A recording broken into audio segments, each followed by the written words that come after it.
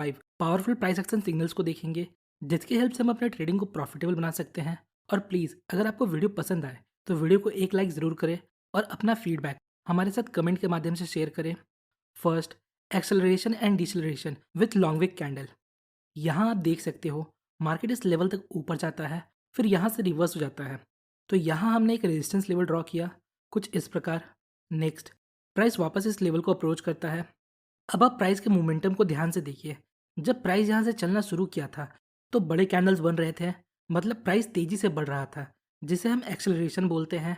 अब देखिए, हम सभी को पता है जो की लेवल्स होते हैं वो प्राइस के लिए हर्डल्स का काम करते हैं, मतलब रुकावट का काम करते हैं, जहाँ प्राइस थोड़ा रुकने के बाद आगे जा सकता है या रिवर्स हो जाता है।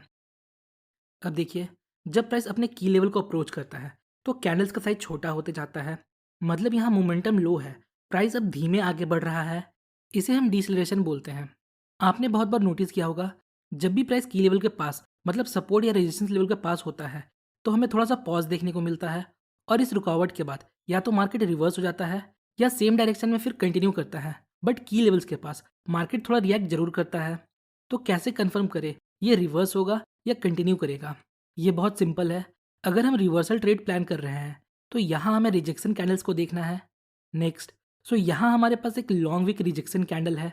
इसका लॉन्ग वीक हमें शो करता है पहले बायर्स रेजिस्टेंस लेवल को ब्रेक करके प्राइस को ऊपर लेकर जाते हैं, बट रेजिस्टेंस लेवल के ऊपर सस्टेन नहीं कर पाते। देन फाइनली सेलर्स प्राइस को वापस रेजिस्टेंस लेवल के नीचे लेकर आते हैं और क्लोजिंग देते हैं। So at the end of this candle यहाँ इस रेजिस्टेंस लेवल पर हमें एक सेलिंग प्रेशर देखने को मिलता है। तो जब हमें रेजिस्टेंस पर सेलिंग प्रेशर देखने को मिलता है तो ये हमें इंडिकेट करता है अब प्राइस यहाँ से नीचे जा सकता है। सो एट दिस पॉइंट हमारे पास डिसलेरेशन है, मतलब momentum loss plus resistance level plus rejection candle.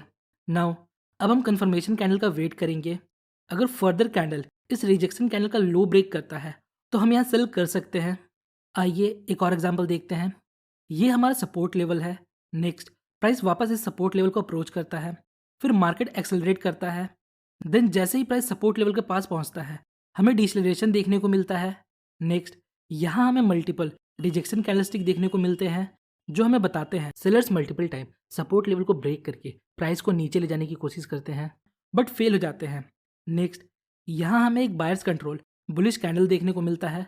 So at this point हमें momentum loss plus multiple rejection देखने को मिलता है इस सपोर्ट लेवल पर। और जब हमें यहाँ एक ग्रीन कैंडल मिलता है तो ये हमारे लिए कंफर्मेशन का काम करता है। अब हम यहाँ बाय कर सकते हैं। Next, M pattern with divergence at key level. So यहाँ आप देख सकते हो हमारे पास एक लेवल ऑफ सपोर्ट है, चूंकि प्राइस इस लेवल को हिट करता है और यहाँ से रिवर्स हो जाता है, और यहाँ चार्ट पर RSI अप्लाइड है। नेक्स्ट, प्राइस वापस इस लेवल को अप्रोच करता है। अब देखिए, जब प्राइस वापस इस लेवल को अप्रोच करता है तो यहाँ हमारे पास एक स्मॉल W पैटर्न है। नेक्स्ट, अगर हम प्राइस और RSI को देखें so there is a divergence between price and indicator. यहाँ देखिए, प्राइस यहाँ डबल बॉटम बनाता है but at the same time RSI higher bottom बनाता है, मतलब हमारे पास एक बुलिश डाइवर्जेंस है। So at this point multiple factors हमें इंडिकेट कर रहे हैं अब प्राइस यहाँ से ऊपर जा सकता है। फर्स्ट, सपोर्ट लेवल, दूसरा RSI बुलिश डाइवर्जेंस, और थर्ड ये W पैटर्न। सो जब प्राइस इस लेवल को ब्रेक कर देता है तो हम यहाँ बाय कर सकते हैं। सेम इसी तरह अगर हमें रेजिस्टेंस लेवल पर एम पैटर्न देखने को मिलता है विद RSI डाइवर्जेंस तो हम इसके लो ब्रेक पर शॉर्ट कर सकते हैं। इन स्ट्रैटेजी में हमने इंडिकेटर का यूज़ किया, बट हमने सीखा प्राइस एक्शन का मतलब विदाउट इंडिकेटर। देखिए, ये एक मिथ है कि price action traders indicator use नहीं करते। हम इंडिकेटर का यूज़ अपने प्राइस एक्शन एनालिसिस को कंफर्म करने के लिए करते हैं, ना कि हम इंडिकेटर के बेस पर बाय और सेल का डिसीजन लेते हैं। और यहाँ भी हमने अपने प्राइस एक्शन एनालिसिस को कंफर्म करने के लिए इंडिकेटर का यूज़ किया। नेक्स्ट है ब्रेकआउट विद बिल्डअप। देखिए, हम बहुत बार ब्रेकआउट ट्रेड लेते हैं but most of the time वो ब्रेकआउट फेल हो जाता है या हमारा स्टॉप लॉस हिट करके ऊपर जाता है। फॉल्स ब्रेकआउट को कैसे आइडेंटिफाई करना है इस पर मैंने ऑलरेडी एक डिटेल वीडियो बनाया है, आपको इस वीडियो का लिंक डिस्क्रिप्शन में मिल जाएगा। नाउ आपको एक की पॉइंट याद रखना है, अगर ब्रेकआउट के पहले प्राइस की लेवल के पास कॉन्सोलिडेट करता है और फिर ब्रेकआउट या ब्रेकडाउन देता है तो मोस्ट ऑफ द टाइम ऐसे ब्रेकआउट जेन्युइन होते हैं। बिल्डअप इंश्योर करता है जो स्मार्ट मनी है या जो बिग प्लेयर्स है वो यहाँ एक्यूमुलेट हो रहे हैं, वो स्टॉक को नीचे जाने नहीं दे रहे हैं। आप लॉजिकली चीज़ों को समझिए। अगर इस रेजिस्टेंस लेवल पर उन्हें बेचना होता तो ये बिल्डअप फॉर्म नहीं होता। अगर यहाँ सेलिंग प्रेशर होता तो प्राइस ड्रास्टिकली नीचे गिरता है। लेकिन यहाँ बिल्डअप फॉर्म होता है, मतलब जिस बिग प्लेयर ने प्राइस को यहाँ से यहाँ तक पहुँचाया, वो स्मार्ट मनी या बिग हैंड ये नहीं चाहता कि प्राइस यहाँ से नीचे जाए, वो चाहता है प्राइस यहाँ से ऊपर जाए। सो जब भी बिल्डअप के बाद ब्रेकआउट या ब्रेकडाउन होता है, तो हम अकॉर्डिंगली ट्रेड ले सकते हैं।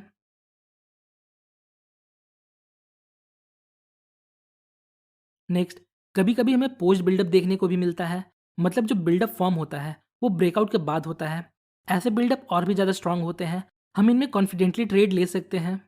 नेक्स्ट, अब मैं जो आपको बता रहा हूँ ये कोई स्ट्रैटेजी नहीं है, ये एक प्राइस एक्शन टिप है। अगर आप ब्रेकआउट पे ट्रेड लेते हो या चार्ट पैटर्न्स या जिस भी बेस पे ट्रेड लेते हो, आपको बस एक चीज़ देखना है।